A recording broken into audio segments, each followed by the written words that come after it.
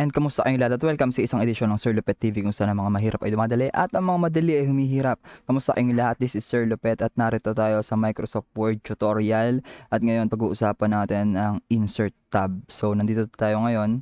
So Insert tab, ito yung pangalawang tab next to to Home, no? So kung isasama natin yung file, magiging pangatlo yung Insert tab. So yung Insert tab dito, makita mo napakaraming commands nakahilera dito na pwede natin gamitin. So, sa mga susunod na video tutorial ay isa-isahin natin yan. Depende sa difficulty. So, simulan na natin to. For example, meron tayo ditong document. Ayan. Okay. So, this document is about science and huwag kayong malula sa dami. Kinapi-paste ko lang naman yan. Okay, now, simulan natin dito cover page. Sabi dito, your document will make a great first impression with a stylish cover page. Make it your own by tweaking the front and color options on the design tab. Okay, so click natin yung cover page. So dito marami tayong mga pwedeng gamitin dito. So lahat ng ito ay mga presets na to, mga default na to,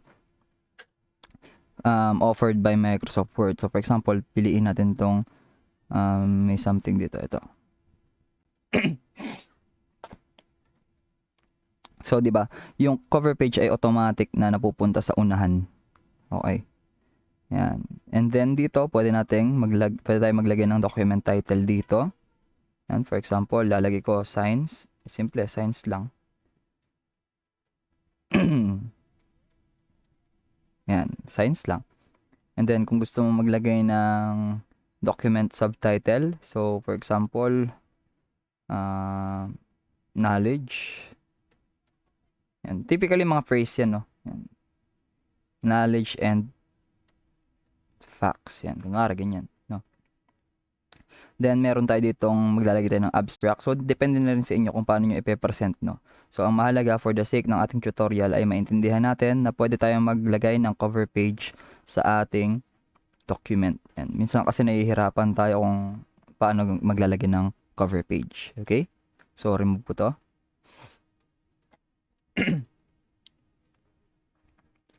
Now, proceed tayo sa susunod, blank page. Ano ibig sabihin ng blank page? Tignan natin dito. So, what will happen pag naglagay ako ng blank page? Ayan. So, yun lang. Nadagdagan lang yung pages ng ating document, no? So, meron na tayong page 3. And blank page ulit. So, magiging 4 pages na po yan. Okay. Now, paano tayo maglalagay ng page break? So, ano yung page break? We have to end the current page here and move to the next page. Yan. So, para aring nagdagdag ng blank page, ang kaibahan lang nito is na-end yung current page and then maglalagay na siya ng panibago. Ibig sabihin, kahit hindi pa puno, no? Kahit hindi pa puno tong current page na to, pag naglagay tayo ng page break, magi-insert na siya ng panibagong page. Ibig sabihin, hindi na kailangan punuin tong mga succeeding spaces. Okay, so yan yung first 3 commands na meron tayo. Now, proceed tayo paano mag-insert ng table. So, didire-diretsuhin na natin to. So, pag nag-insert tayo ng table, enough na yung mag-place ka lang dito, yung I-beam, lagay mo dyan sa pinakauna and then press mo yung enter and then upward sa iyong arrow keys. Okay, and then table. Now, dito sa table, as you can see, meron tayong parang multiplication table dito, kaya nga table, no? So, meron mga pangalan ng table. So, pag sinabi nating 7 by 2 table, ibig sabihin yan, 7 columns ang table and then 2 ang kanyang rows. Yan. So, for example, gagawa tayo ng basic calendar. Okay, so 3, 4, 5. 1, 2. Yan. Let's say ganyan. Okay? So, anong gagawin natin sa table? Once na napili na natin yon, again, so makikita, insert, and then table. Eto, pipili ka dito. Yan, parang ito yung quick design, no? Kung gusto mo gumawa ng basic table. Pwede ka rin naman mag-insert or mag-draw ng table, pero sa ngayon, gawin muna natin yung basic from here. Okay, so dyan. And then, pwede mo nang ilagay dyan yung days of the week. Sunday. Diba?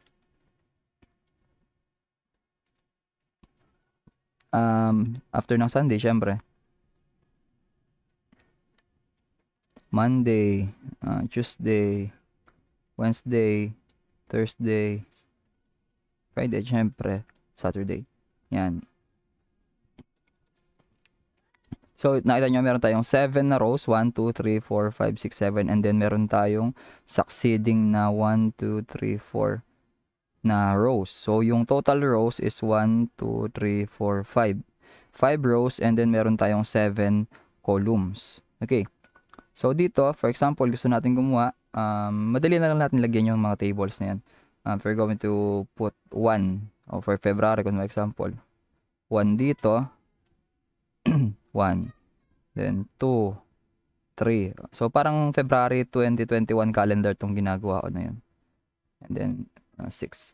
So, habang nire-record ko to, today is Tuesday. So, ito yun, February 2. Okay. So, this is how we insert table. So, pag-click natin ito, meron pa talagang mga another tabs na lalabas dyan for table tools. We have the design and the layout. So, layout, punta tayo sa layout. So, dito sa layout, marami rin pwedeng gawin dito. We can change the height of that row. Yan. Di ba? So, kung nasan yung I-beam, doon lang mababago yung height, no? Yan.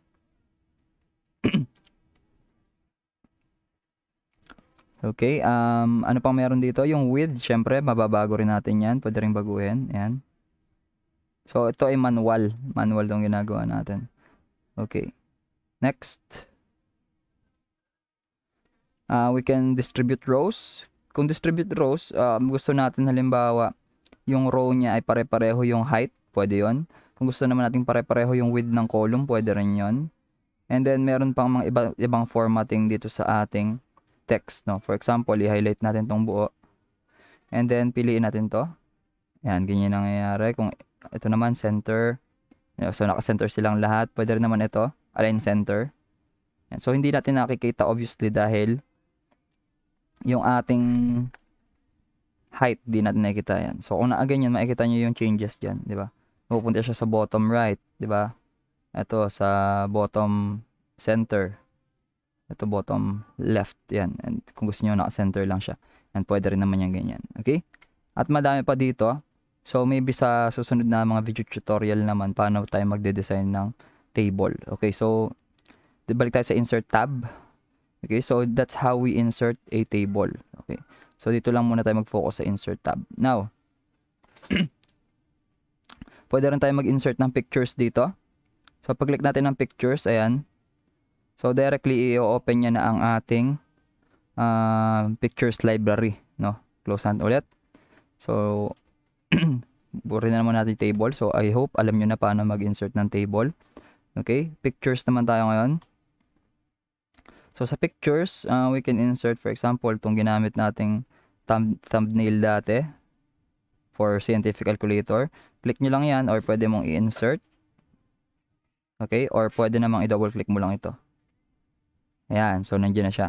So, lalabas dito is kung gano'n yung actual na size ng ating picture, yun yung lalabas niya sa default, no? So, pwede mo na yung i-resize. Okay. So, that's how we insert picture. Now, lalabas na naman na tab for the picture tools, the format. So, separate video tutorial natin gagawin yan. Okay. So, that's how we insert a picture. Ano pa? Pwede ring online pictures. So, pag online pictures, ibig sabihin yan, ko-connect tayo sa internet, no? Para makapag-search na mga pictures from online. And using the Bing image search, OneDrive, and so on. So, madali lang naman yan. Pwede naman directly punta na lang tayo sa Google and then mag-copy and paste. So, online pictures, find and insert pictures from a variety of online sources. Okay? Now, pwede rin tayong mag-insert ng shapes. So, paano tayo mag-insert ng shapes? Click natin ito. At napakaraming shapes ang available dito. Okay? So, meron tayo ditong recently used shapes. Meron tayong lines, rectangles, basic shapes, block arrows, equation shapes, flowchart, stars and banners, callouts. Yan. So, madami yan. So, for example, gusto natin maglagay ng basic na fillet na rectangle. Yan. Yan. So, napansin nyo, ang default ng shape is matatakpan niya yung ating figure. Okay. So, first and foremost, huwag nyo pong kakalimutan or always remember na pwede tayong maglagay ng text sa loob ng shape. So, for example, kunin ko yung first sentence ng ating paragraph. Yan, Control X, cut, and then paste ko siya dito sa loob. Ayan. So, pwede na siya. Ibig sabihin po, yung shape is pwede siyang mag-contain ng text.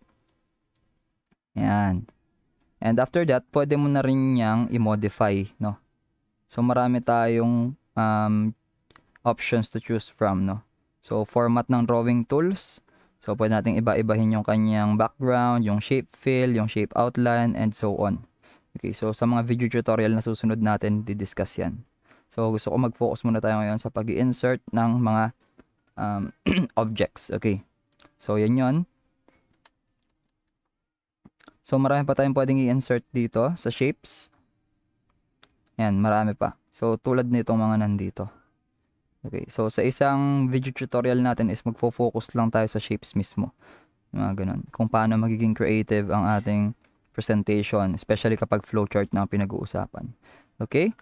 Let's proceed with smart art. Ano ang smart art? So, insert a smart art graphic to visually communicate information. Smart art graphics range from graphical lists and process diagrams to more complex graphics such as Venn diagrams and organization charts. Yan. So, pag-click natin ng smart art, ayan. So, napakarami dating pagpipilian dito. So, ito, separate video rin ang gagawin natin para dito since ito ay medyo technical yung paggamit ng smart art. So, pwedeng list, ayan, pwedeng process, pwedeng cycle, pwedeng hierarchy, pwedeng relationship, pwedeng matrix, pyramid, picture, and from the office.com. Yan. So, yan yung mga paano natin pinupunuan. For example, process. Pili tayo ng basic process. For example, this one. Basic process. Okay. Yan. So, pwede nating palitan. For example, input. And then, sa susunod na text is process. Yan. And then, output. So, napapansin nyo, automatic na nag-a-adjust yung yung text boundary. No? Yan. And then, okay na yan. So, we can type the text here. And close na natin yun. And ito na yung ating basic flowchart. Yan. Sa smart art makikita yan. Okay? Ano pang ba nating insert dito? We can also insert charts. Okay? So, sa mga susunod, mga following videos, gagawin ba natin yan, no? Yung isa-isa niyan. So, unfortunately, dito sa akin is hindi ako pwedeng makapaggawa ng graph or chart dahil hindi pa siya naka-install. So, sa next video tutorial ulit yan, marami tayong mga next, no? Paano mag-insert ng chart. Okay. So, pwede rin tayo mag-insert ng screenshot. So, screenshot, let's try in screenshot. Quickly add a snapshot of any window that's open on your desktop to your document. So, try natin paano mag-insert ng this, Let's say, ang ating screenshot ay itong local disk. Yan. So, pupunta siya doon and then na yan.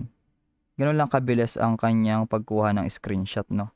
So, directly lang doon, the point na pumili tayo ng insert and then screenshot, papiliin niya lang tayo ng window na nakabukas.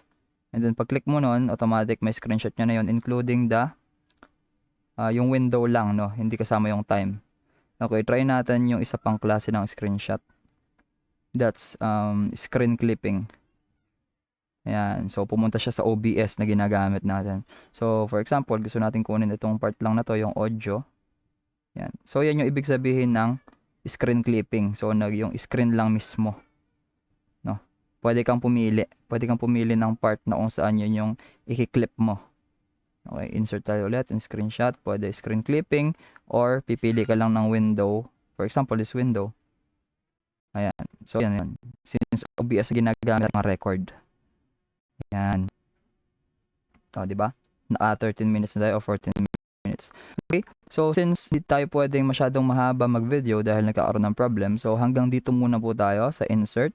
So, as a recap, pwede tayo mag-insert ng cover page, pwede tayo mag-insert ng blank page, ng page break, ng table, ng pictures, online pictures, shapes, smart art, chart, and screenshot. So, sa susunod na video natin, ito na namang mga susunod na yan ang pag-uusapan natin. So, yan lang muna sa ngayon. Maraming salamat sa lahat ng mga nakapanood na to.